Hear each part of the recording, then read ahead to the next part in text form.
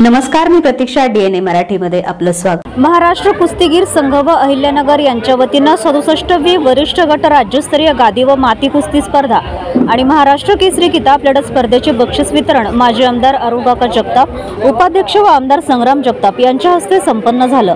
यावेळी महाराष्ट्र केसरी पृथ्वीराज मोहोळ, पहिलवान महेंद्र गायकवाड, हिंद केसरी योगेश दोडके, राज्य कुस्तीगीर संघाचे कार्याध्यक्ष संदीप भोंडवे, माजी उपमहापौर गणेश भोसले, प्राध्यापक माणिकराव विधाते, मार्गदर्शक विलास कथोरे, पहिलवान गुलाब बर्डे, बबन काशीद, अनिल गुंजाळ, संतोष भुजबळ, शिवाजी चव्हाण, शिवाजी कराळे, निखिल वारे, उद्योजक राजेश भंडारी, गणेश गुंडा, सत्यम गुंदेचक, सुरेश बनसोडे, काका शेळके, अजय चितळे, युवराज पठारे, संजय ढोणे, देवा शेळके, युवराज करंजुले, निलेश मदने, बाळासाहेब जगताप, वैभव ढाकणे, संतोष ढाकणे, मनीष साठे आदी उपस्थित होते.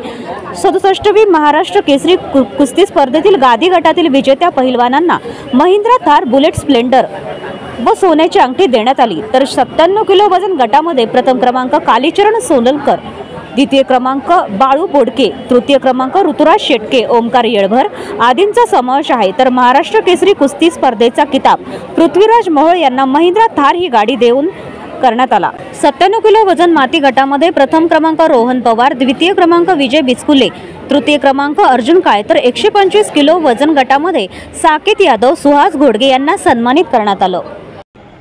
माती पूजनापासून जे लोक योगेश भाऊ तिथं होते, असे सगळे या ठिकाणी असणारे काकाजी शेळके असतील, गोरख पाडण असतील, सर्वच मंडळी असतील, ही सगळी मंडळी गेले बरेच दिवस ही आपली महाराष्ट्र केसरी कुस्ती स्पर्धा यशस्वी झाली पाहिजे आणि चांगली चांगली मंडळ ज्यावेळेस महाराष्ट्राच्या कानाकोपऱ्यातून अगदी विदर्भाच्या कोपऱ्यापासून तर अगदी कोकणापर्यंत जे जे येतील त्यांच्याकरता अगदी लाल मातीच्या तयारीपासून तो मातीमध्ये जर उतरला तर त्याला कुठेही त्याला इजा झाली नाही पाहिजे आणि माती ही अगदी चांगल्या प्रकारे चांगल्या दर्जाची असली पाहिजे अशा सगळ्या प्रयत्नकारी सगळी मंडळी होती.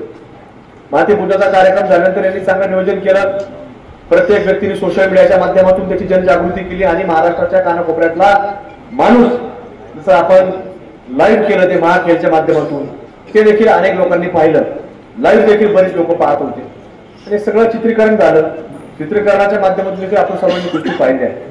पण हे सगळं घडत असताना अनेक वेळा महाराष्ट्र केसरीमध्ये 67वी झाली, म्हणजे 66 महाराष्ट्र केसरी आजपर्यंत झाले आणि 67वा महाराष्ट्र केसरी म्हणून हा जो मान मिळाला, बहुमान मिळाला, तो महाराष्ट्र केसरी पृथ्वीराज मोहोळ आज आपल्यामध्ये या ठिकाणी उपस्थित झाला. कुस्ती अनेक वेळा होत असतात, पण प्रत्येक कुस्तीतून मनुष्य तिथून जात असताना काहीतरी तिथून घेऊन गेला पाहिजे. म्हणून या वर्षी तसं प्रत्येक वेळा नवीन मुलांना, नवीन लोकांना तिथे येणाऱ्यांना प्रेरणा मिळते.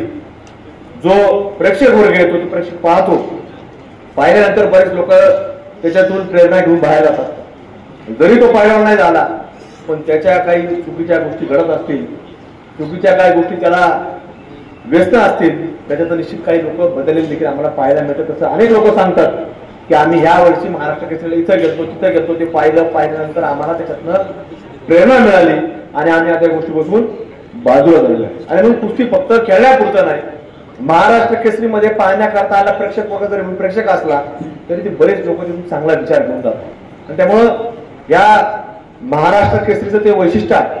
आणि म्हणून या महाराष्ट्र केसरीमध्ये 67 वर्षामध्ये ती परंपरा देखील आहे की मोहोळ परिवाराच्या माध्यमातून ती गदा देण्याचं काम, ती मानाची गदा आपण म्हणतो, तर ती देखील या ठिकाणी आपल्या महाराष्ट्र केसरीला मिळालेली होती.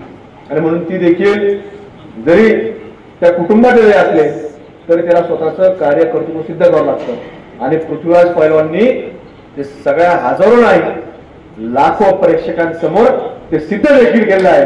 त्याच्यामुळं या स्पर्धेच्या माध्यमातून, कारण की हे सगळं आपण पाहतो बरेच लोक सांगत असतात राजकीय क्षेत्रामध्ये, विशेषतः योगेश भाऊ लोक बरेच वेळा आरोप करत असतात की वारसा लाभला. वारसा जरी कोणताही लाभत असला तरी ते मतातून हे सिद्ध करणार आणि मतातून सिद्ध केलं तरी काय लोक म्हणतात ते मस्ती मॅनेज. आता हे काही नवीन राहिलं नाही, हे आपल्याकडेच चाललं असं नाही, हे देशभरात चाललं. त्यामुळे फार त्याची चिंता करण्याची आवश्यकता नाही. प्रतिनिधी मुंतजीर शेख, DNA मराठी, अहिल्यानगर.